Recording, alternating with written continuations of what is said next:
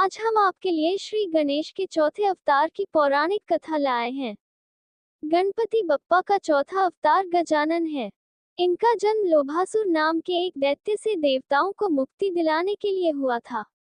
सभी देवताओं ने गणेश जी की उपासना कर उन्हें प्रसन्न किया था और फिर गणेश जी ने गजानन का अवतार लिया। तो चलिए पढ़ते हैं गणेश जी के गजानन अवतार में अवतरित होने की कथा। एक बार कुबेर माता पार्वती और शिव जी से मिलने कैलाश पर्वत पहुंचे थे। वहां वो पार्वती जी के रूप को देख हतप्रभ रह गए। वो उन्हें निहारने लगे। ये बात पार्वती जी को पसंद नहीं आई। उनके डर से कुबेर ने अपनी दृष्टि उनसे हटा ली। लेकिन इससे कुबेर के मन में लोभ उत्पन्न हुआ और इसी से लोभासुर नाम का दैत्य उत्पन्न हुआ। इसने दैत्य गुरु शुक्राचार्य के पास जाकर दीक्षा प्रदान करने का आग्रह किया था। वो शुक्राचार्य के पास पहुंचा। वहां पर शुक्राचार्य ने लोभासुर को शिव जी का पंचाक्षरी मंत्र दिया। इसके बाद लोभासुर एक वन में चला गया और वहां जाकर भस्म धारण की।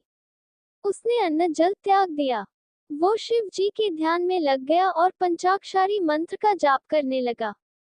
इसके लिए उसने सहस्त्रों वर्षों तक कठोर और अखंड तपस्या की।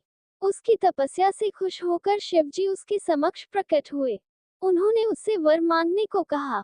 उसने शिव जी से तीनों लोकों में निर्भय होने का वर मांगा। शिव जी ने उसे इस वरदान का आशीर्वाद प्रदान किया। ये वर पाने के बाद उसने दैत्यों की विशाल सेना एकत्र की। उसने पृथ्वी और स्वर्ग पर आक्रमण कर दिया। पृथ्वी पर उसने अपना आधिपत्य स्थापित कर लिया। स्वर्ग पर भी लोभासुर ने आक्रमण किया और इंद्र को हरा दिया। वो लोभासुर से पराजित होकर अमरावती में वंचित हो गए। इस परेशानी से निजात पाने के लिए इंद्र भगवान विष्णु की शरण में गए। उन्होंने लोभासुर से निजात पाने की बात कही।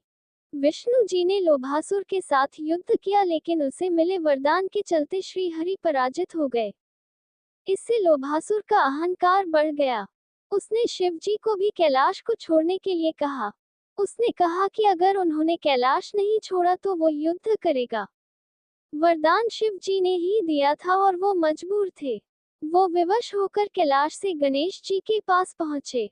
वहीं रभ्या मुनि की सलाह पर सभी देवगण भी गणेश जी की उपासना करने लगे। देवगण की उपासना से प्रसन्न होकर गणेश जी ने गजानन का अवतार लिया। उन्होंने वचन दिया कि वो लोभासुर से उन्हें मुक्ति दिलाएंगे। शंकर जी ने लोभासुर को ये संदेश दिया और कहा कि वो गजानन के शरणागत हो जाए और शांतिपूर्ण जीवन बिताए। अगर ऐसा नहीं हुए तो वो युद्ध के लिए तैयार हो जाए। लोभासुर को गुरु शुक्राचार्य ने भी गजानन की महिमा बताई और मैत्री करने की सलाह दी। इसके बाद लोभासुर ने गजानन की महिमा को समझा और उनके शरणागत हो गया।